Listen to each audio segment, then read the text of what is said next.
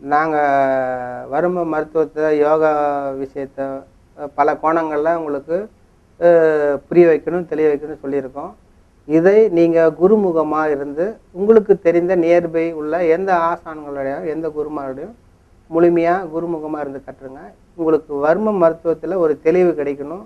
அந்த புரிதல் தன்மையில் ஒரு தேடுதல் இருக்கிறவங்களுக்கு சொல்லப்பட்ட சிறு செய்திகள் தான் இது. முறையாக குருமுகமாக கற்றுக்கிறது சிறப்பாக இருக்குன்றதை நான் சொல்ல விரும்புகிறேன். நன்றி. இப்போ அடுத்த வர்ம பாயிண்ட் எதை இயக்க போகிறேன்னா கல்லிடைக்காலம். இடைக்காலம்ன்றது 2 விரைகளுக்கு நடுவுன்னு சொல்கிறாங்க ஒரு சிலர். அப்படி கிடையாது, அது வேற ஒரு காரணங்களுக்காக அங்கே இருக்கு. அந்த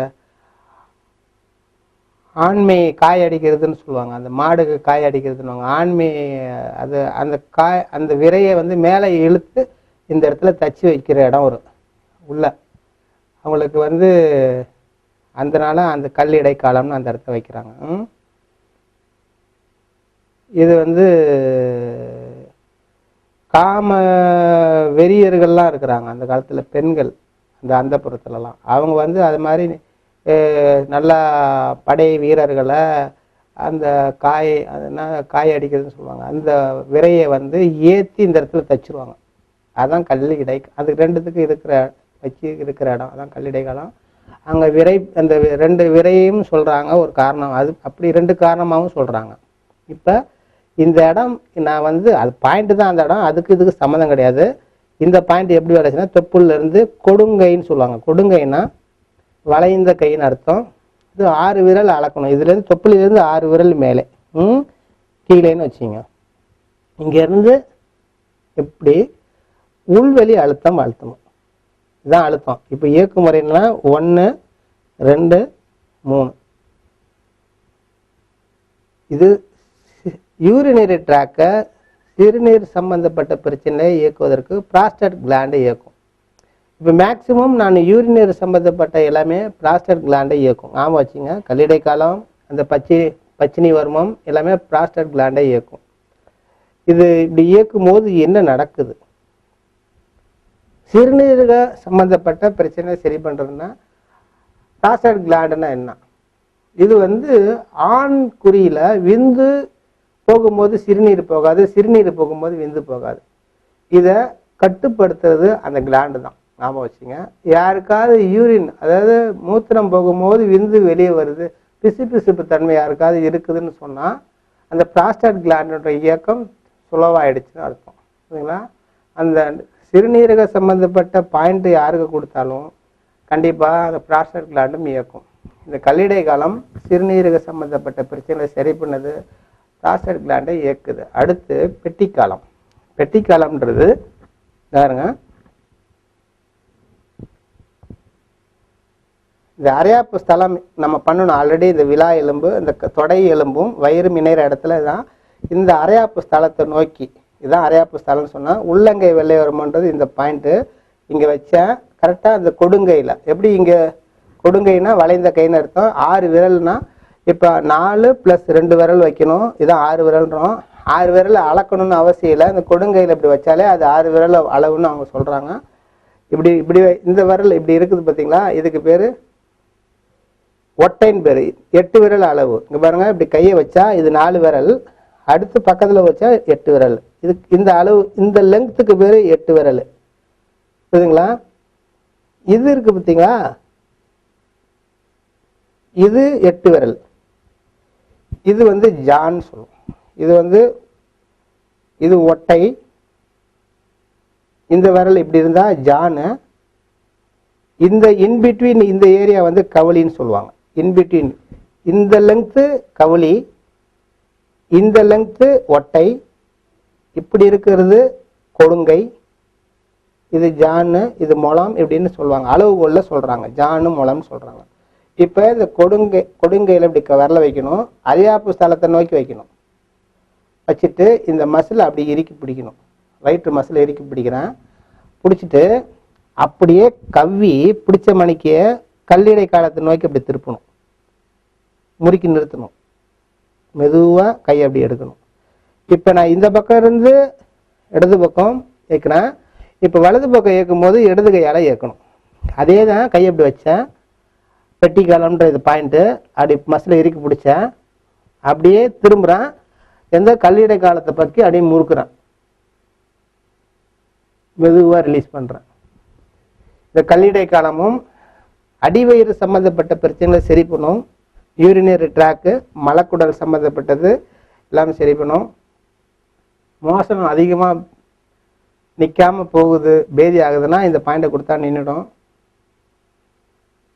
யூரின் நான் ஸ்டாப்பாக போய்கிட்டே இருக்குது, நிற்க மாட்டேங்குது, 1 ஹவருக்கு ஒருக்கா வருதுன்னா இந்த பாயிண்டை கொடுத்தா இது தடை பண்ணுற ஒரு பாயிண்ட்டு. சரிங்களா? ரிலீஸ் பண்ணணும்னா பச்சினி வருமத்தை இதை கொடுத்த உடனே கண்டிப்பாக பச்சினி வருமம் கொடுங்க, உடனே ஃப்ரீயாக போகும். புரியுதுங்களா? எப்போதுமே பெட்டிக்காலம் கொடுத்தா உடனடியாக பச்சினி வருமம் கொடுக்கணும். அடுத்து தொப்புளிலிருந்து 4 விரல் கீழே, 3 விரல் இடது பக்கம், 3 விரல். மூத்திர காலம் இந்த பக்கம் இருக்கிறது வலம் பேரு, அந்த பக்கம் இருக்கிறது இடன் பேரு. அப்போ 4 விரல் தொப்புலேருந்து அளந்தேன், 4வது விரல் எங்கே படியுதோ அந்த இடம் தான் 4வது விரல் படிகிற இடம். இதுலேருந்து 3 விரல் அளக்கணும், 3வது விரல் எங்கே படியுதோ இதுதான் 3வது விரல். இந்த இடத்துல நடுவு 3 விரலை வைக்கணும். இப்போ லேசாக உள்முகமாக அழுத்தி கீழ் முகமாக தள்ளணும், அப்படி டைட்டாக அப்படி தள்ளணும். புரியுதுங்களா? அப்படி கிரிப்பாக தள்ளிக்கிட்டே இருக்கணும், அழுத்திக்கிட்டே இருந்தால் இது சிறுநீர் வெளியாக ஃப்ரீயாக போகும். இது மூத்திரம் ஃப்ரீயாக போவதற்குரிய பாயிண்ட்டு. ஒரு 10-15 நாள் நிற்கணும். புரியுதுங்களா? மெதுவாக கையை எடுக்கிறேன். இதே தான் 4 விரல் கீழே, இதுலேருந்து 3 விரல் அளக்குறேன், 3வது விரல் படிகிற இடத்துல நடு 3 விரலை படிய வச்சேன். இப்போ அழுத்தி மேல் நோக்கி ஏந்தி தூக்குறேன். அப்போ இந்த கை முட்டியை இந்த கை முட்டியை இதில் லாக் பண்ணும், என்னோட கால் முட்டியில் லாக் பண்ணிக்கிட்டு இந்த விரல்களை இப்போ மேல் நோக்கி தள்ளி தூக்கணும். கை முட்டியை கால் முட்டியில் லாக் பண்ணிக்கிட்டேன். அடுத்து இந்த விரலில் ஏந்தி மேல் நோக்கி தூக்குறேன். தூக்கும் போது பெருங்குடல் அமைப்பு இப்படி வருது. இப்போ பெருங்குடலை ஏந்தி தூக்குறேன் மறைமுகமாக, அதை ஏந்தி தூக்கி 15 வினாடி நிற்கணும். இங்கே தள்ளுறதுனால இந்த காற்றுலாம் இங்கேருந்து தள்ளி புஷ் பண்ணி இழுத்து மோசனை ஃப்ரீயாக தள்ளும். இது மோசன் போகிறதுக்கும் முக்கியமான பாயிண்ட்டு, யூரின் போகிறதுக்கும் முக்கியமான, சிறுநீரையும் மலத்தையும் வெளியே தள்ளுறதுக்குள்ள முக்கியமான பாயிண்ட்டு. இந்த பக்கம் வலது பக்கம் இருக்கிறது மூத்திர காலம் வலம், இடது பக்கம் இருக்கிறது மூத்திர காலம் இடம். 4 விரல் தொப்புளிலிருந்து 4 விரல் கீழே, 3 விரல் வலது பக்கம், 3 விரல் இடது பக்கம், நடு 3 விரல் இது ஏந்தி மேலே தூக்கணும், அதை அழுத்தி கீழ் நோக்கி தள்ளணும். இது சிறுநீர் ஃப்ரீயாக பிரியும், இது மலமும் சிறுநீரும் பிரியும். புரியுதுங்களா? அடுத்து தொப்புளிலிருந்து 3 விரல் கீழே, 3வது விரல் படிகிற இடத்துல புனல் வருமம். புனல் வருமத்தை எப்படி இயக்கணும்? நடுவு 3 விரலை படிய வச்சேன், இதை அப்படியே டெட் எண்டு கொண்டு போகணும். அந்த மசிலுடைய நீட்சித்தன்மை எவ்வளோ தூரம் இருக்கோ அந்த அளவுக்கு கொண்டு போகணும். விரலை நவுத்தக்கூடாது. இந்த மசில் எந்த அளவுக்கு அந்த எலாஸ்டிசிட்டி தன்மை இருக்கோ அந்த அளவுக்கு கொண்டு போயிட்டேன். அவ்வளோ தூரம் போயிட்டு கடைசியாக இப்படி அசைக்கணும். பக்கவாட்டு அசைவு அசைக்கிறேன். புரியுதுங்களா? இங்கே ஆரம்பித்தேன், அப்படியே போய் போய் போய் டெட் எண்டு கொண்டு போயிட்டேன், பக்கவாட்டு அசைக்கிறேன். இதனால இயக்கம் என்ன பண்ணது? ஆண் பெண் இணைவிருத்தி உறுப்புகளை வலிமை அடைவதற்கு ஸ்ட்ரெங்தன் பண்ணுறதுக்குள்ள முக்கியமான பாயிண்ட். புரியுதுங்களா?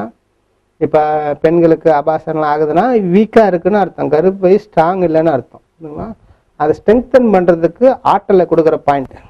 எப்போ புனல் வருமம் கொடுத்தாலும் அந்த குதிகால் வருமத்தை பெண்களுக்கு கொடுங்க, இணை வருமமாக கொடுங்க.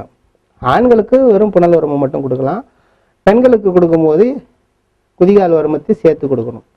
அடுத்து அன்னக்காலம் கீழ்த்தாரை, பாருங்க தொப்புள் இருக்கு, இந்த எலும்புல நடு விரல் இருக்கு, இந்த எலும்பு பகுதி அங்கே வச்சு இயக்கணும். அது 3 இந்த தொப்புளை சுற்றி 3 வாய்க்கள் இருக்கு. ஒன்று தொப்புளிலிருந்து 1 விரல் மேலே இருக்கிறது உதானன்ற ஒரு வாயு, தொப்புளில் இருக்கிறது சமானன்ற ஒரு வாயு, தொப்புளுக்கு 1 விரல் கீழே இருக்கிறது அபானன்ற ஒரு வாயு. இப்போ அபானன்றது உணவு கழிவுகளை வெளியே தள்ளுற வேலை செய்யுது, உதானன்றது பசியை தூண்டும், அதே சமயம் பேச்சாற்றலுக்கு ஒரு முக்கியமான பாயிண்ட். அது சமானன்றது ஜீரணிக்கப்படும். இப்போ 3 காற்று இயக்கம் மாறும்போது அந்த பாதிப்பு ஏற்படும், அந்த வயிறு சம்பந்தப்பட்ட உபாதைகள் ஏற்படும். இப்போ அதை சரி பண்ணுறதுக்கு எப்படி பாயிண்ட் பாருங்க. இப்போ அன்னக்காலம் கீழ்த்தாரை இயக்குறேன், நடு தொப்புல விரலை கொடுத்துட்டேன், இந்த கையை 2 விரல் சப்போர்ட்டு தான், நடுவரில் தொப்புல கொடுத்துட்டேன், கையை சப்போர்ட் பண்ணிட்டேன், கீழ் நோக்கி வலிச்சு இழுக்கணும் பாருங்க, வலிச்சு டைட் பண்ணி அப்படி இழுக்கிறேன். 15 வினாடி நிற்கணும், மினிமம் 15 வினாடி நிற்கணும், டைட் பண்ணிட்டு நிற்கணும், அப்புறம் மெதுவாக விடணும். புரிதுங்களா? இதே அன்னக்கால கீழ்த்தாரோட இயக்கும் முறை. இப்போ அன்னக்காலத்தை இயக்க போகிறேன். இந்த நடுவரில் இதில் அன்னக்காலத்தை கீழ்த்தாரை இயக்கும் போது செரிக்கப்பட்ட உணவு கழிவுகளை வெளியே தள்ளுறது இந்த அபானுடைய வேலை. புரிதுங்களா? இப்போ நடுவரில் இந்த எலும்பு பகுதியை தொப்புள்ள வச்சேன், ஒரு விரல் கேப் விட்டுட்டேன், இது ஒட்டக்கூடாது, பிரிச்சிருக்கணும். நடுவரல் இந்த 2வது எலும்பு பகுதியை தொப்புள்ள வச்சேன், அதுக்கு பக்கத்தில் இந்த 2 விரலும் வச்சேன், நடுவில் ஒரு விரல் கேப் வைக்கிறேன், உள்ளங்கை வெள்ளை வருமத்தை அந்த எலும்பு தொப்புளுக்கு அந்த எலும்பு எங்கே படிஞ்சிருக்கோ அதே இடத்துல கையை உள்ளங்கை வெள்ளை வருமத்தை வச்சேன். இப்போ காலில் சைடில் அகட்டணும். அங்கே பாருங்கள், இப்படி சைடில் எவ்வளோ அகட்ட முடியுமோ முடிஞ்ச அளவுக்கு அகட்டிங்க. அகட்டிட்டு இப்போ உள்ளங்கை வெள்ளை வருமத்தை கொடுத்து ப்ரெஸ் பண்ணுங்க, லோடு கொடுக்குறீங்க. இப்போ அழுத்திக்கிட்டே இருக்கிறீங்க, 15 நாள் நிற்கணும். இப்போ இவர் நார்மலாக ப்ரீத் பண்ண சொல்லுவோம், சுவாசிக்கிற நார்மல் பண்ணும், தம் கட்டி வயிறு ஃபுல்லும் காற்று ரொப்பக்கூடாது, அப்போ பலன் அதிகமாக இருக்குது. அவர் நார்மலாக ப்ரீத் பண்ண சொல்லி 15 வினாடி மனசுக்குள்ளே கவுண்ட் பண்ணிவிட்டு மெதுவாக முதல்ல ஃபஸ்ட்டு காலை கொஞ்சம் சுருக்கிடுங்க. காலை நார்மலாக கொண்டு வந்ததுக்கப்புறம் இப்போ கையை எடுங்க. ஏன்னா காலை அகட்டிகிட்டே உங்களால் கையை எடுக்க முடியாது, ஏன்னா பூமியோட கிராவிட்டி பவர் அங்கே ஃபோர்ஸ் அங்கே இருக்கிறனால அப்படி பேலன்ஸ் பண்ணி உங்களால் எந்திரிக்க முடியாது. அதனால் காலை முதல்ல சுருக்கிடுங்க, அதுக்கப்புறம் கையை எடுங்க. இதுக்கு பேர் அன்னக்காலன்னு பேர். நம்ம சாப்பிடும்போது என்ன சொல்லுவோம், எனக்கு இது ஒத்துக்காது, அதாவது கோல்டு, இதை சாப்பிட மாட்டேன், இது ஹீட்டு, இது வாயு, கேஸ்ட்ரிக் ப்ராப்ளம் வரும் அப்படி இப்படின்னு சொல்லுவாங்க. எனக்கு அங்கே பிடிக்குது இங்கே பிடிக்குது, ஏதாவது ஒன்று உணவில் எனக்கு அது அலர்ஜி இது அலர்ஜி இது அப்படி சொல்லி சாப்பிட மாட்டாங்க. எந்த சாப்பாடை சாப்பிட்டாலும் செரிப்பதற்கு இதில் இறைப்பை நீர், பித்த நீர், கணை நீர் எல்லா அமிலங்களும் உற்பத்தி பண்ணி ஜீரணத்துக்கான முக்கியமான வேலைகளை செய்கிறது அன்னக்காலம். ஆமாம் வச்சுங்க. ஸோ உணவு இதை தான் சாப்பிடணும், அது சாப்பிடக்கூடாதுல்ல. எந்த உணவை எடுத்துக்கிட்டாலும் உங்கள் உடம்பு ஒத்துக்கும், செரிக்கும், ஜீரணமாகும். இந்த அன்னக்காலத்தை நீங்கள் இயக்கணும். அடுத்து அன்னக்காலத்துக்கு அடுத்த பாயிண்ட்டு உதானன் சமானன் இணைப்பு. உதானன் சமானன் இணைப்புனா தொப்புளிலிருந்து 3 விரல் இடது பக்கம். இப்போ என்ன பண்ணுறேன், இப்போ உதானன்ற ஒரு வாயுவும் சமானன்ற ஒரு வாயுவும் இணையக்கூடிய இடம். இப்போ நான் கையை வரல, இந்த கரெக்டாக இது ஒரு விரல் கீழே வச்சுக்கிட்டேன், அப்படியே நிமித்தினேன், அப்படியே அழுத்துறேன். புரியுதுங்களா? கண்டினியூ 15 வினாடி நிற்கணும். இந்த உதானன் சமானன் இணைப்புன்று அது ஒரு முக்கியமான வர்மா பாயிண்ட்டு. இது என்ன நடக்குது, 15 வினாடி நின்றுக்கிட்டு மெதுவாக கையை எடுக்கிறீங்க. ஸ்ட்ரைட்டாக அந்த இடத்துல வச்சு இயக்குனா கை மேலே போயிடும், அந்த பாயிண்ட் இயக்க முடியாது. ஒரு பக்கம் மட்டும் இந்த பக்கம் தான் இருக்குது, இடது பக்கம் தான் இருக்குது. இடது பக்கம் இருக்குன்னா இது வலிக்கிட்டே கை போகும், கிரிப் இருக்காது. அதனால் 2 பக்கமும் வச்சுக்கணும், கேட்குறோம், ஆனால் சமமாக அழுத்தணும். பலன்கள் இந்த இடத்துல தான் பாயிண்ட்டு. இதுக்கு அந்த உதாரணம் சமானனில் அந்த எனர்ஜி ஆற்றல் குறையோ கூடி ஆகும்போது ஃபுட் அலர்ஜி, சாப்பாடு உணவு ஒவ்வாமையினால் வயிற்று வலி ஏற்படும், வயிறு முறுக்கி வலிக்கும். ஜென்ரலாக பெண்களுக்கு உதிரப்போக்குனால வர வயிறு வலி வேறு, இது கேஸ்ட்ரிக் ப்ராப்ளம்னால உணவு ஒவ்வாமையினால் செரிமான கோளாறுனால ஏற்படுற வயிற்று வலியை இந்த பாயிண்ட்டை இயக்குன அடுத்த செகண்டு உடனடியாக வயிற்றுல எப்படியப்பட்ட வயிற்று வலியாக இருந்தாலும் செரிமானம் ஆகிடும். அது ஆண்களுக்கு பெண்களுக்கு யாராக இருந்தாலும் சரி, இந்த உதானன் சமானன் இணைப்பை அழுத்துற அடுத்த செகண்டு ஃப்ரீயாக வயிற்று வலி மொத்தமும் போயிடும். அடுத்து தொப்புளிலிருந்து ஒரு விரல் மேலே இது இது உதானோட இருப்பிடம். புரியுதுங்களா? நடுவிரலை வச்சுக்கிட்டேன், 3 விரலை கோத்துக்கிட்டேன், மேல் நோக்கி டைட் பண்ணி மேலே தூக்கணும். எப்படி அன்னக்காலை கீழ் நோக்கி இழுத்தணும், அதே மாதிரி இது மேல் நோக்கி இழுக்கிறேன். டைட் பண்ணிட்டே இருக்கிறேன். 15 வினாடி கழித்து மெதுவாக கையை இறக்குறேன். இதில் என்ன நடக்குது, பசியே இல்லைன்னா பசியை தூண்டும். இந்த பாயிண்ட் பசியே இல்லைன்னா பசியை தூண்டும். அதே சமயத்தில் அகோர பசி, சாப்பிட்டு கையை கழுவுனா பசிக்கும் ஒரு சிலருக்கு. நான் இந்த வறுமை வகுப்பு அட்டன் பண்ணும்போது ஒரு ஒரு இந்த சம்பவங்களை சொன்னாங்க எனக்கு. ஒரு குழந்தை தாயார் வந்து ஒரு ட்ரீட்மெண்ட்டுக்காக வந்திருக்கிறாங்க. வள்ளலாறு அன்னைக்கு அந்த அடுப்பு ஏற்றுறாங்க. அன்னதானம் பண்ணுவதற்காக வள்ளலாறு வடலூரில் ஏற்றினாரு. அவர் ஏற்றின அடுப்பு இன்ன வரைக்கும் எரிஞ்சுக்கிட்டு இருக்குது. அவங்க அந்த அடுப்பு அணையதோ இல்லையோ, எங்கள் வீட்டு அடுப்பு இன்னும் அணைக்க முடியல. சரி, 1 மணி ஆனாலும் 2 மணி ஆனாலும் என்னோட குழந்தை வந்து பசியினால் அழுதுகிட்டே இருக்கும். நாங்கள் 1 மணி நேரத்துக்கு ஒருக்கா அந்த குழந்தைக்கு சாப்பாடு ஆக்கி போட்டுக்கிட்டே இருக்கணும். எங்கள் வீட்டு அடுப்பை இன்ன வரைக்கும் நிறுத்த முடியல அப்படின்னு அந்த லேடி சொன்னதாகும். இந்த வருமா அன்னக்கால மேல் தாரை இயக்குன உடனே அந்த குழந்தைக்கு பசி நின்றுடுச்சு. நார்மலாச்சு. அகோர பசி நிறுத்துவதற்கு உள்ள பாயிண்ட் இது. இதே சமயம் பசியே எடுக்கலை அப்படின்னா, நீங்கள் ஒரு 4:30-5 மணிக்கு வரைக்கும் ஏதாவது வகுப்பு கிட்ட வெளியில் வேலையாக பிஸ்னஸ் சுற்றிருப்பீங்க. திடீர்னு அப்போ தான் போய் சாப்பிட்ருப்பீங்க. திடீர்னு ஒரு 7:30 மணிக்கு கல்யாணம் கச்சேரி நல்லது ஏதோ ஒரு ஃபங்க்ஷனில் மெயினான ஒரு பெரிய பார்ட்டியில் அட்டன் பண்ணுற சூழ்நிலை இருக்கும். 7:30 மணி. அப்போ பலவிதமான பதார்த்தங்கள் ரொம்ப கலராக டிசைனாக வித்தியாசமாக ஃபுட்டு பரிமாறி இருப்பாங்க. சாப்பிடணும்னு தோணுனா, ஆனால் வயிறு சாயந்தரம் மாலை நேரத்தில் லேட்டாக சாப்பிட்டனால பசி இல்லாமல் இருக்கும். இப்போ நீங்கள் ஒன்றும் பண்ணணும், தொப்பில் தூக்கிட்டு ஒரு 30 வினாடி ஒரு நிமிடம் கம்முன்னு மேலே தூக்கி ஏந்தி நின்றுங்கன்னே பாருங்கள், ஆட்டோமேட்டிக்காக இறைப்பை நீர் உற்பத்தி ஆகும். பரிமாறின இலையில் பரிமாறின அத்தனையும் உங்களால் அப்பயே சாப்பிட முடியும். அந்த அளவுக்கு பசியை தூண்டும். இறைப்பை நீரை உற்பத்தி பண்ணும். அன்னக்கால மேலே தர தூக்குற உடனே பசி தூண்டும். அதில் யாருக்கெல்லாம் பசி எடுக்கலன்னு நீங்கள் ஃபீல் பண்ணுறீங்களோ, அன்னக்கால் மேல் தாரையை அப்படி கோத்து மேலே நீங்களே செல்ஃபாக இதை இப்படி கோத்துட்டு தொப்பில் கை வச்சுட்டு மேல் நோக்கி தூக்கி நில்லுங்க. சில கல்யாணத்துக்கு கிஃப்ட் கொடுப்பாங்க, மை கவர்லாம் கொடுப்பாங்க. அந்த இன்பிட்வீன் நேரத்தில் கொஞ்ச நேரம் தூக்கிட்டு நின்னா கூட போதும்.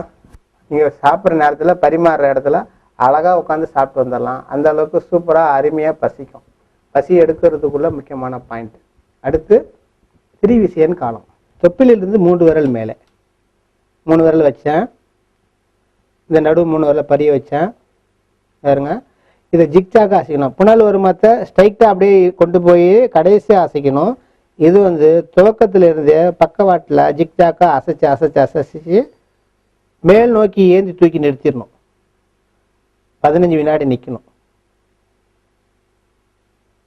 அப்படியே மெதுவாக ரிலாக்ஸ் பண்ணணும். 15 வினாடி கழிச்சு மெதுவாக ரிலாக்ஸ் பண்ணணும். எப்படி ஏற்றணுமோ அப்படியே இருக்கணும். டப்புன்னு கையை மேலே எடுக்கக்கூடாது. அப்படி மெதுவாக அதே மாதிரி கீழே இறக்கணும். இது குடல் சார்ந்த பகுதியே இயக்கும். 90% ஜீரணம் வந்து குடலில் தான் இயங்குது, நடக்குது. அதனால் சிறுகுடல் இதெல்லாம் அல்சரு என்னென்ன இருக்குதோ, கேஸ்ட்ரிக் ப்ராப்ளம் எல்லாத்தையும் இதை சரி பண்ணக்கூடிய முக்கியமான பாயிண்ட். புரியுதுங்களா? இது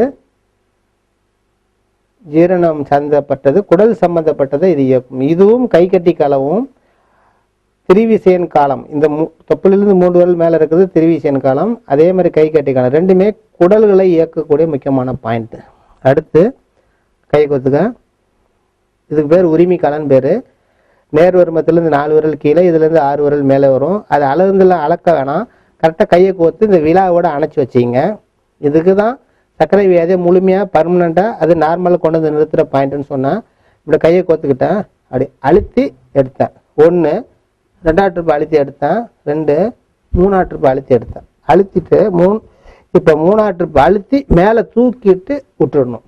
இப்போ இந்த முடிஞ்ச உடனே இந்த தும்மி காலத்தை இந்த பள்ளத்தை சிறு அசைவு பண்ணணும். இது அழுத்துறதுனால டயஃபார்ம் டைட் ஆகும். டயஃபார்ம் டைட் ஆகிறதுனால கையை பிரிச்சுக்கும். இந்த டயஃபார்மை திரும்பி நார்மலுக்கு கொண்டு வர்றதுக்காக இந்த தும்மி காலத்தை சிறு அசைவு பண்ணணும். புரியுதுங்களா? அப்போ இந்த உரிமை காலன்றது கணையத்தை இயக்கும். பான்கிரியாஸை ஆக்டிவேட் பண்ணும். அந்த பான்கிரியாஸில் இன்சுலின் உற்பத்தி ஆகணும், கண நீர் உற்பத்தி ஆகணும். இந்த கணையத்தை நீரை உற்பத்தி பண்ணுறதுக்கும் இன்சுலின் உற்பத்தி பண்ணுறதுக்கும் உள்ள முக்கியமான பாயிண்ட்டு உரிமை காலம். இதுங்களா? அந்த இடத்துல தாக்கப்பட்டால் உருமுவாங்க, பண்ணி உருமுற மாதிரி உருமுவாங்க. அதனால் அதுக்கு உரிமை காலம்னு பேர். இது இயக்கும்போது கணையம் பர்ஃபெக்டாக இயங்குது, பான்கிரியாஸ் ஆக்டிவேட் பண்ணுது. அதில் சர்க்கரை வியாதிக்கு முக்கியமான பாயிண்ட்டு. இதை தொடர்ந்து செல்ஃபாக அவங்களே படுக்க வச்சு அவங்களே செல்ஃபாக இதை இயக்கிக்கலாம். இயக்கி பாருங்கள். அடுத்து நேர்வர்மம். நேர்வர்மன்றது படுக்க வச்சு இயக்கலாம், உட்கார வச்சு இயக்கலாம். ஆனால் உட்கார வச்சு இயக்கும்போது கொஞ்சம் நல்ல எஃபெக்ட் இருக்கும்.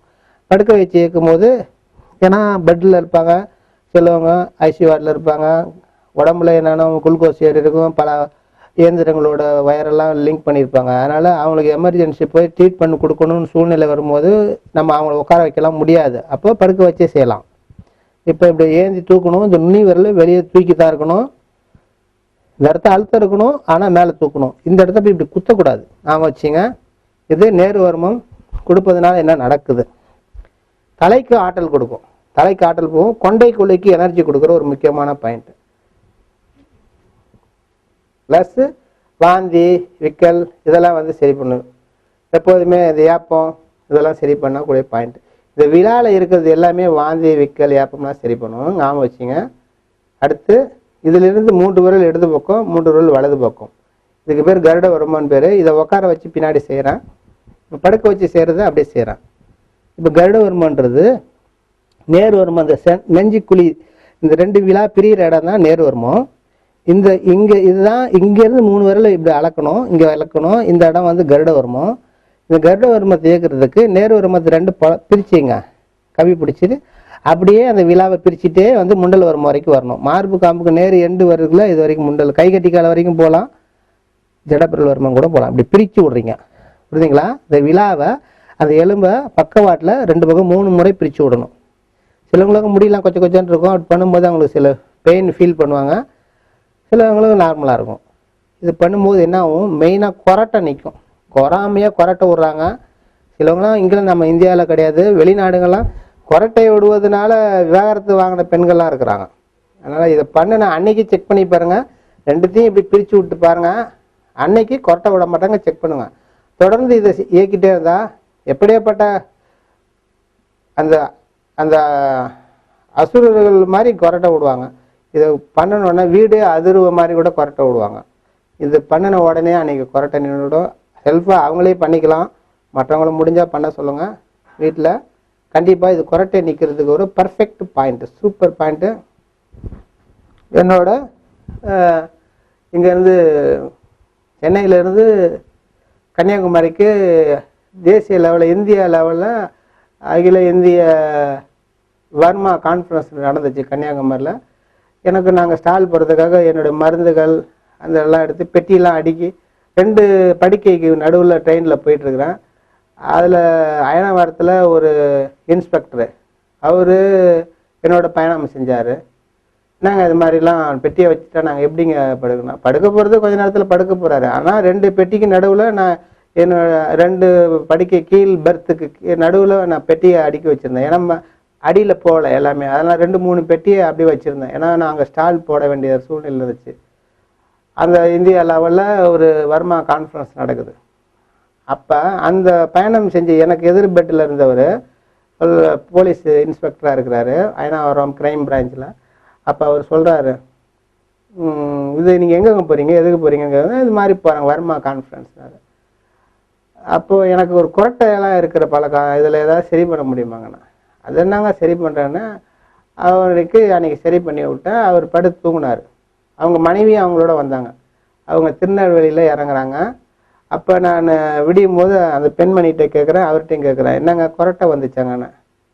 எனக்கு தூங்கும் போது எனக்கே நல்லா தெரியும், எனக்கு குரட்டை வருது, எனக்கே ஃபீல் பண்ண முடியும், என்னால் முடியும்னு. அந்த அந்த இன்ஸ்பெக்டர், அந்த காவலரோடைய மனைவிட்டையும் கேட்குறேன், நீங்கள் ஏதாவது கவனிச்சிங்களா அவர் கொரட்டை விடுறதுன்னா? எனக்கு தெரிஞ்சு நான் வாட்ச் பண்ணேன், நான் நைட்டு ஃபுல்லாக அவர் கொரட்டை விட்ட மாதிரியே தெரியலன்னு. அந்த பெண்ணும் அவர் கொரட்டையே விடலைங்க, எனக்கு ஆச்சரியமாக இருக்குது, எப்படி எனக்கே புரியலன்னுச்சு. அப்புறம் அந்த இன்ஸ்பெக்டர் பல நண்பர்களை, அவங்க சம்மந்தப்பட்டவங்க உபாதை உள்ளவங்களாம் எனக்கு ஃபோன் நம்பர் மட்டும் தான் வாங்கி வச்சுக்கிட்டாரு. அப்புறம் அவர் கூட்டிகிட்டு வந்து சில நண்பர்கள்ட்டெல்லாம் ட்ரீட்மெண்ட்டுக்காக என்னை கூட்டிகிட்டு வந்தார் அந்த இன்ஸ்பெக்டர். ஒரு 10 நிமிட சாவகாசம். அந்த ட்ரெயின் ஜேர்னியில் பெரியதெல்லாம் கிடையாது, ஆனால் என் நம்பரை கரெக்டாக பதிவு பண்ணி பல நண்பர்களை கூட்டிகிட்டு வந்து எனக்கு ட்ரீட்மெண்ட் பண்ணினார். ஏன்னா அவருக்கு அந்த கொரட்டை வந்து போயிடுச்சு.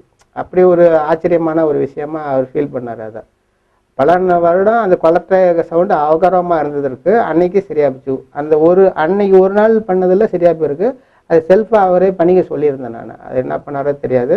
அன்னைக்கே உங்களுக்கு ரிசல்ட் தெரியுது. கொரட்டையை நிறுத்துறதுக்கு ஒரு முக்கியமான பாயிண்ட் இது. அடுத்து பல்லவர்மம். பல்லவர்மம்ன்றது மார்பு காம்பிலிருந்து விழா எலும்பு எங்கே முடியுதோ இந்த இடத்துக்கு பேர் முண்டல் வர்மம். 2 விரல் உள்ளே இருக்கிறது பல்லவர்மம்னு சொன்னேன். ஆல்ரெடி குடுக்கி வர்மம் செய்யும் போது பல்லவர்மம் வெளிச்சுழற்சி பண்ணி இது வந்து பண்ணணும். இப்போ நடுவு 3 வரல படிய வச்சேன். படிய வச்சுட்டு இந்த பாருங்க, இந்த விழாவை அப்படி மேலே தூக்கி வெளிமுகமாக சுற்றுவோம். 2 பக்கமே வெளி பக்கமாக தான் வரணும். தூக்கி சுற்றி அழுத்துறேன். 3 முறை செய்கிறேன். முடிச்சிட்டுனா 3 முறை செஞ்சுட்டேன். இப்போ வெளியில் போய் உள்ளே வரணும். ஏந்தி திரும்பி அழுத்தணும். அந்த விழாவில் ஏற்றி அந்த மசில கீழே அழுத்தணும். 2 முறை செஞ்சுட்டேன். 3ஆவது முறை அழுத்திட்டேன். இந்த பல்லவர்மம் வெளிச்சுழற்சி உள்சுழற்சி ரெண்டுமே பண்ணணும்.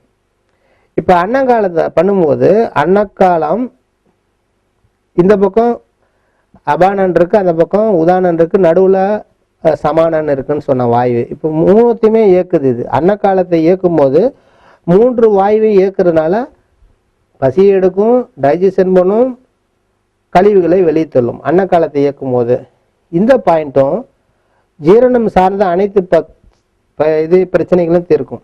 நல்லுங்க பசிக்கும், டைஜஷன் ஆகும், மோஷன்லாம் ஃப்ரீயாக போகும்.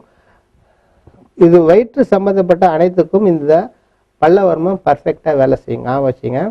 அடுத்து முண்டல் வர்மம். மார்பு காம்புலேருந்து முடிகிற இடம் முண்டல் வர்மம். அந்த நடு 2 வரல இப்படி லாக் பண்ணுறேன். இந்த கையை இப்படி சப்போர்ட் பண்ணிக்கிட்டேன். இது பக்கவாட்டில் இப்படி அசைக்கணும், அறக்கணும். அறக்கிறதுன்னு சொல்கிறாங்க, புரியுதுங்களா? அறுக்கிறதுல அறக்கிறது. மார்பு காம்புலேருந்து முடிகிறது, எங்கே முடியுதோ இதான் முண்டல். விழா வச்சுக்கிட்டேன். பக்கவாட்டில் அறுக்கிறேன். இதனால் என்ன பெனிஃபிட்? பேச்சாற்றலுக்கு மிக மிக முக்கியமான பாயிண்ட் இது. தொண்டை சிறு நரம்புல சுருக்கி விரிக்குது. தொண்டை தசைகளை ஆக்டிவேட் பண்ணுறதுக்குள்ள முக்கியமான பாயிண்ட் இது. பாரு, உதாரணம்னு சொன்னேன். உதாரணனுக்கு பேச்சாற்றலை உருவாக்குறதுக்கு பாயிண்ட். ஓசையின் உற்பத்தி ஸ்தானம் எதுனா தொப்புள் தான், அன்னக்காலம் தான். இங்கேருந்து உற்பத்தி ஆகிறது நேராக வந்து நேர் வருமம், முண்டல் வருமம், அடப்ப காலம், திம்மி காலம், ஒட்டு வருமம், செவி குட்டி போய் பிடரி போய் நாக்க சுழல வைக்கும். இப்போ ரன்வேன்னு சொல்லுவாங்க. பிளைன் போது பார்த்தீங்கன்னா அதுக்கு பேர் ரன்வேன்னு சொல்லுவாங்க. அது ஏறுறதுக்கு முன்னாடி போகிற பாதை. அது மாதிரி உதாரண ஓட்ட பாதையை சில வர்ம புள்ளிகள் டச் பண்ணி போகும். அந்த வர்மங்களை மட்டும் இயக்குனா எப்படியேப்பட்ட பேசாதவங்களை கூட பேசிடுவாங்க. ஆக்சிடென்ட் ஆகி 2 வருஷமா பேச்சு இல்லைன்னு சொல்லுவாங்க. என்ன ஆங்கில மருத்துவத்தில் என்ன ஸ்பீச் தெரப்பி கொடுத்தாலும் பேச மாட்டாங்க அவங்க. ஏன்னா இது உதாரணனை இயக்குற நுட்பம் அங்கே தெரியாது அவங்களுக்கு. இந்த உதாரணனை இயக்குன உடனே ஆட்டோமேட்டிக்காக பேசுவாங்க. ஏன்னா தொண்டையை எக்ஸ்போஸ் பண்ணணும். தொண்டையை சுருக்கிறதுக்கு, விரிக்கிறதுக்கு, அந்த நரம்புல இயக்கிறதுக்கு, அந்த தசைகளை ஆக்டிவேட் பண்ணுறதுக்கு இந்த முண்டல் வர்மம் பர்ஃபெக்டாக வேலை செய்யும். ஸோ சவுண்டை எக்ஸ்போஸ் பண்ணணும்னால இந்த முண்டல் வர்மத்தை இயக்கணும். ஞாபகம் வச்சுங்க. பேச்சாற்றலுக்கு கூட மிக முக்கியமான பாயிண்ட்டு முண்டல் வர்மம். பிடரி காலத்தை இயக்குனீங்கன்னா நாக்கை சுழல வைக்கும். யாரெல்லாம் ஊமைன்னு நீங்கள் சொல்கிறீங்களோ, ஊமை நாக்கை வெளியே கொண்டு வர சொல்லுங்க. நாக்கை அப்படி வெளியே தள்ளுனா அவங்களால உதடுக்கு வெளியே அவங்க நாக்கு வெளியே வராது. யார் ஊமைன்னு சொல்றீங்களோ, பேச முடியாதுன்னு அந்த நபரை நாக்கை வெளியே நீட்டுங்கன்னு சொல்லுங்க. அவங்க உதடுக்கு வெளியே அவங்களால நாக்கு நீட்ட முடியாது. ஏன்னா அந்த நாக்கு உள்ள இறுக்கமா டைட்டா இருக்கும். இப்போ இந்த பிடரி காலத்தை இயக்கும் போது ஆட்டோமேட்டிக்காக நாக்கு ரோல் ஆகும். ஹெவியாக அழுத்திட்டிங்கன்னா நாக்கு வெளியே வரும், காலியாத்தான் நாக்கு மாதிரி. அப்போ இந்த தும்மி காலத்தை டைட் பண்ணிங்கன்னா ஆட்டோமேட்டிக்காக நாக்கு உள்ளே போயிடும். அது துணிமி காலத்தை அழுத்தும் போது உள்ளே போகும்.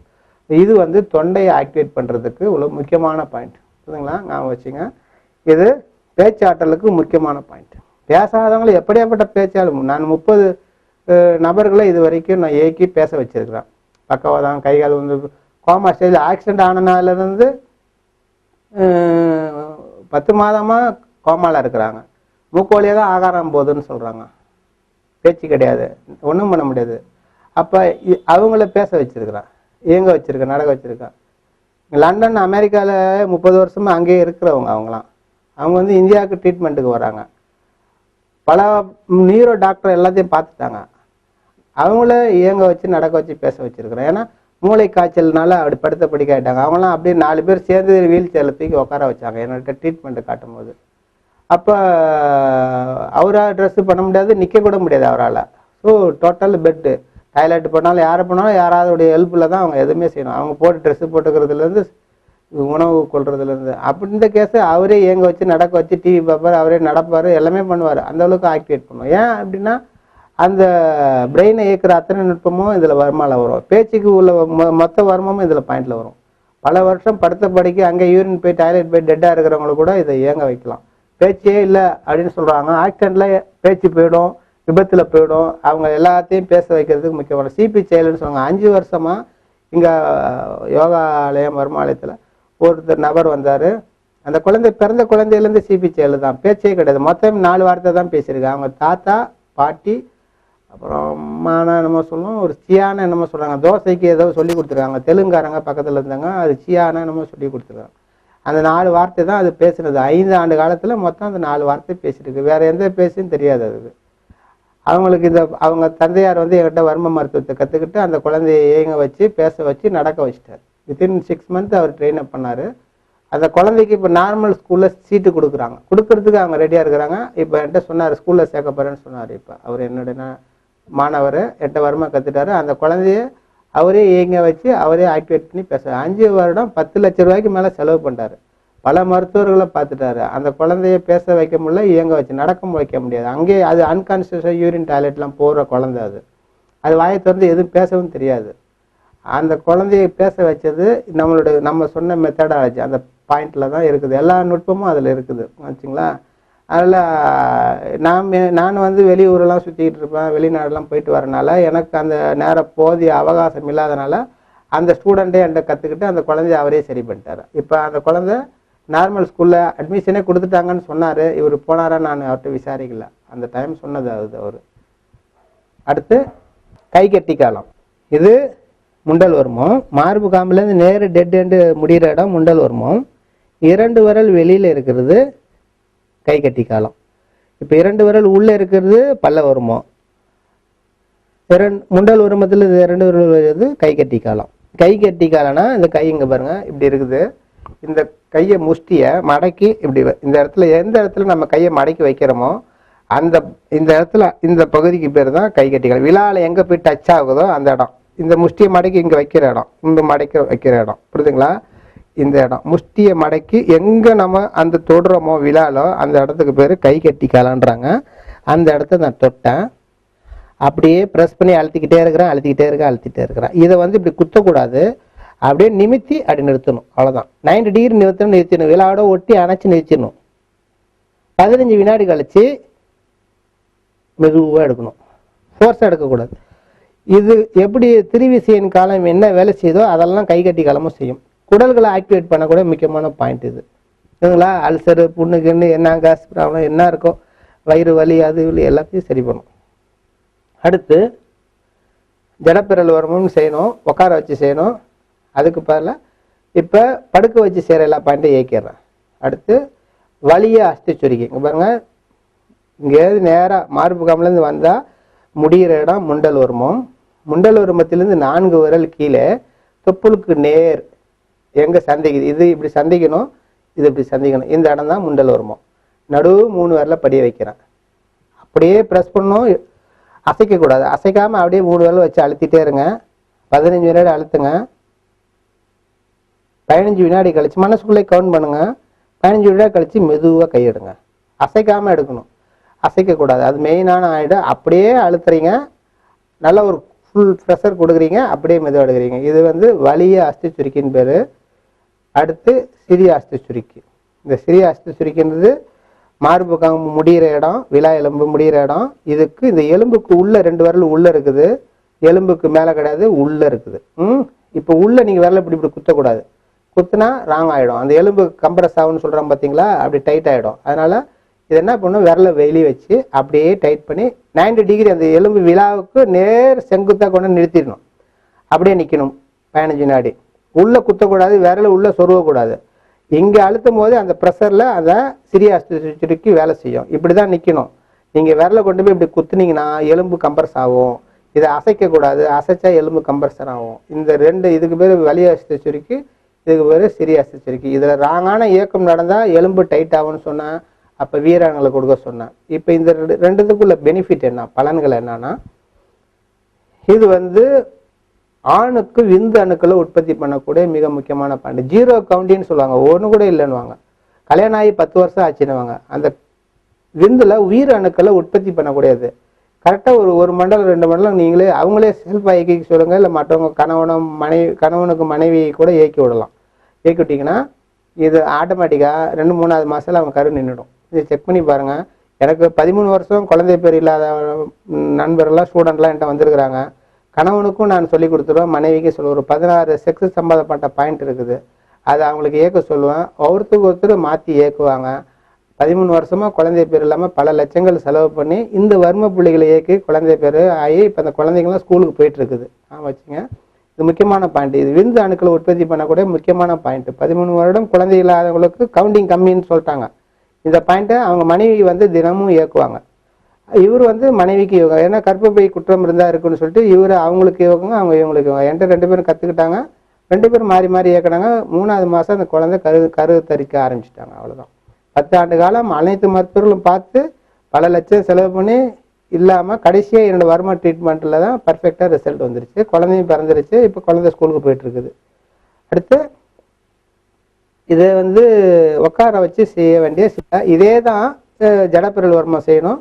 அடுத்து உட்கார்ந்து நேர் வர்மம் எப்படி செய்யறது, உட்கார வச்சு கருட வர்மம் எப்படி செய்யறது, இப்போ செய்ய போகிறேன். இப்போ எந்திரிச்சு உட்காருங்க.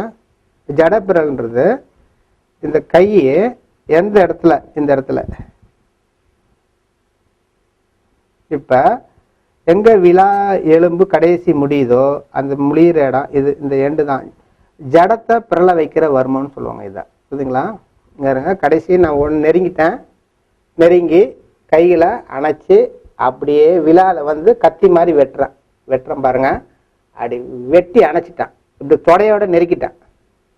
நெருக்கிட்டு இப்போ அப்படியே தொடையை நெருக்கிட்டு கையை அப்படி தூக்குறான். 1 2 3 இதெல்லாம் கடைசி விழா எலும்பை ஏந்தி தூக்கி அப்படி பொத்துன்னு போடணும். அது மாதிரி 3 முறை ஏற்கிறேன். இதில் என்ன நடக்குது, ஜடப்பிரல் வர்மத்தை கொடுக்கும்போது கால்களுக்கு எனர்ஜி கொடுக்கும்.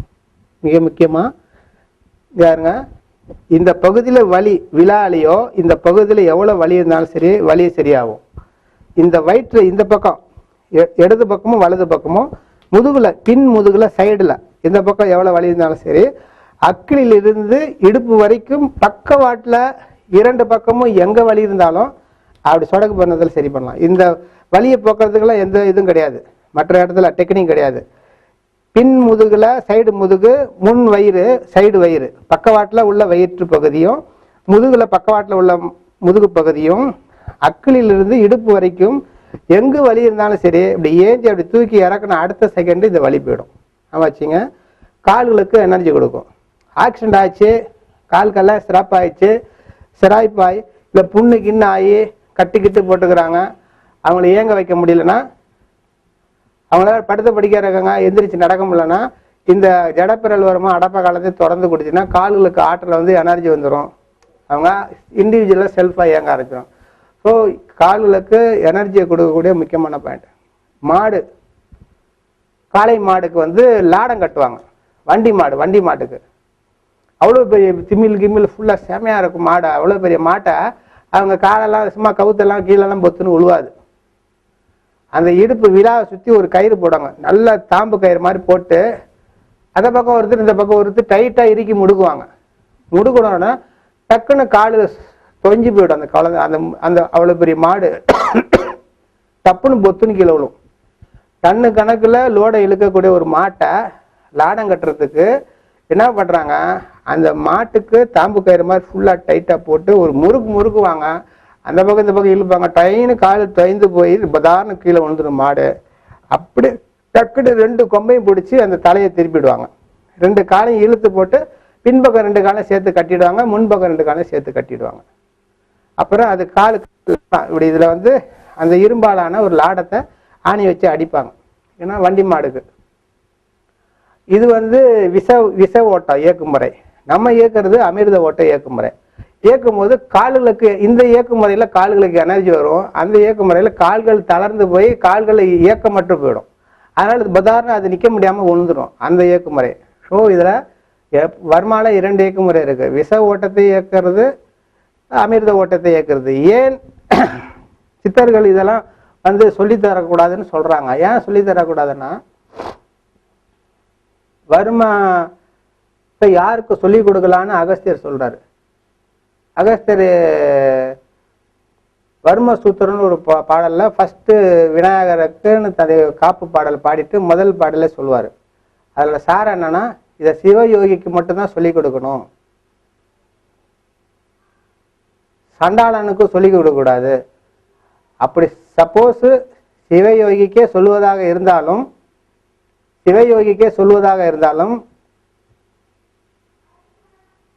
அவனை 12 வருட காலம் உங்களுக்கு சிஷியனா தங்க வச்சு அவரு பக்குவப்பட்ட ஆன்மாவா இருந்து உயிரினுடைய வேல்யூ அவருக்கு தெரிஞ்சிருந்தா அவங்களுக்கு பயிற்சியை சொல்லிக் கொடுக்கணும்னு சொல்றாங்க. சப்போஸ் சண்டாளனுக்கு நீ சொல்லி கொடுத்துட்டா உன்னுடைய சாவு, அந்த யார் சொல்லி கொடுத்தா அந்த ஆசானுடைய சாவு கடு நரகத்தில் விழும் அப்படின்னு சொல்றாரு, அகஸ்தியர் சொல்றாரு. அதனால உனக்கு 12 வருட காலம் சிஷியனா இருந்து யார் இருக்காங்களோ அவங்க சொல்லிவிடணும். இப்ப அது ஏன் சொல்லி கொடுக்கூடாதுன்னு சொல்றான்னா, இதுல இங்க கையை கொண்டான். இப்ப இதுல ஒரு பயிற்சி இருக்குது. இதுல கிராயல் வருமோன்னு இதை நான் இயக்குவேன். இதுல இயக்கும் போது கையில எனர்ஜி வரும். இதை ராங்கா இயக்குனா இந்த கைகளை 2 செகண்ட் ஆடும். அவ்வளோ 2 கண்ணிமைக்க நேரத்தில் சொடக்கு போட்டு இதை கையில மறக்க வச்சிடலாம். மறக்க வச்சுட்டு இதுல ஆப்ரேஷன் பண்ணலாம், கையில் தையெல்லாம் போடலாம். குளோரோஃபார்ம் கொடுக்காம, மயக்க மருந்து கொடுக்காம அவங்கள எல்லா வேலையும் செஞ்சுட்டு திரும்பி இயங்க வச்சா கையை நரம்பல் ஆயிடும். புரியுதுங்களா? இப்ப இது அவங்க ஆக்கப்பூர்வமான ஒரு செயலுக்காக, மருத்துவம் செய்வதற்காக செய்யப்பட்ட ஒரு இயக்குமுறை. ஒரு சிலர் முன்விரோதம் காரணமாக இந்த கைகளை செயலிழக்க வச்சிருவாங்க. ஆனா திரும்பி ரெக்கவரி பண்ணவே மாட்டாங்க. அந்த கடைசி வரைக்கும் அந்த கை செயலிழந்தே கிடக்கும். அதனால ஏன்னா விஷ ஓட்டத்தை இயக்குறதுனால அவங்க விஷ ஓட்டத்தையும் பாசிட்டிவான ஒரு விஷயத்துக்கு தான் இயக்குறாங்க. புரியுதுங்களா? ஆனா இவங்க நெகட்டிவா இயக்கும் போது இந்த கை டோட்டலா செயலிழந்து போயிடும். அப்ப இதனுடைய ஊழ்வினை, இந்த கர்மா, அந்த ஆன்மா வேதனைப்படுது பார்த்தீங்களா? அதனால இதெல்லாம் யாரை போய் சேரணும்? ஆசானை சேரணுன்றாங்க. ஆனா நீங்க MBBS, MD, MS, FRC, London 1000 பட்டங்களை நீங்க சித்தாவா, ஆயுர்வேதா, யுனானி, ஹோமியோபதி எல்லா மருத்துவ கல்லூரிகளும் முறையா 5 வருஷம் படிக்கலாம். எல்லாம் வாய்ப்பு இருந்தா, சூழ்நிலை இருந்தா, பணம் இருந்தா படிக்கலாம். வரும மருத்துவத்தை உங்களால படிக்க முடியாது. ஏன்னா தான் பெற்ற பசங்களுக்கு கூட இந்த கலையை கற்றுக் கொடுக்கறது இல்லை. ஏன்னா அவங்க பக்குவமாகும் பட்சத்துல தான் இந்த வர்ம கலையை கற்றுக் கொடுக்கணும் அப்படின்னு அவங்க சொல்லிக் கொடுக்கல. ஏன்னா அந்த பாவம் புல்லும் தன்னை சாருன்னு சித்தர்கள் எழுதியிருக்கிறதுனால இது யாருக்குமே இந்த கலையை சொல்லிக் கொடுக்காம அப்படியே நாலாவட்டத்தில் அழிஞ்சு போயிடுச்சு. அந்த குருமுக சிஷ்யம் பாண்டில் வரதில்லை. இப்போ நான் எதுக்கு சொல்லிக் கொடுக்குறேன்னா, நான் சொல்லிக் கொடுப்பதெல்லாம் பாசிட்டிவான விஷயங்களை தான் நான் சொல்லிக் கொடுக்குறேன். நெகட்டிவான விஷயங்கள் ஒன்று கூட சொல்லிக் கொடுக்கறதில்ல. அதனால நம்ம தைரியமாக நான் சொல்லிக் கொடுக்குறேன். நெகட்டிவ் நான் சொல்லிக் கொடுக்கறதே இல்லை. இப்போ திரும்பிங்க அடுத்து 2 இயக்குமுறை இருக்கு. புரியுதுங்களா? இது நம்ம கொடுக்குற ஜடப்பொருள் வருமோ அமிர்த ஓட்டத்தை இயக்குற மெத்தடு. விஷ ஓட்டத்தை இயக்கும் போது அந்த மெத்தடு வேற, அப்படியே கால் செயலிழந்து போயிடும். இதை கொடுக்கும்போது கால்களுக்கு ஆற்றல் கொடுக்கும். பக்கவாட்டில் எங்க வலி இருந்தாலும் சரியாகும். இப்ப கருட வருமத்தை இயக்குறான் பாருங்க. பின்னாடி பின்னாடிய முட்டியை சப்போர்ட் பண்ணிக்கணும், லாக் பண்ணிக்கிறான். இப்ப கையை முன்னாடி கொண்டு போறான். இப்ப கையை உள்ளுக்குள்ள கொண்டு வரான். விழாவுக்கு உள்ள கொண்டு 2 விழாவும் அப்படி பிரிச்சு அப்படியே வலிச்சு இழுக்கிறான். 2த்தையும் பிரிச்சு விடணும். கருட வருமத்தை இயக்கும் போது கொரட்டை சுத்தமா போயிடும். அவங்கள இயக்க சொல்லுங்க, மனைவி மேல யாரு வேணாலும் இழுக்க சொல்லுங்க.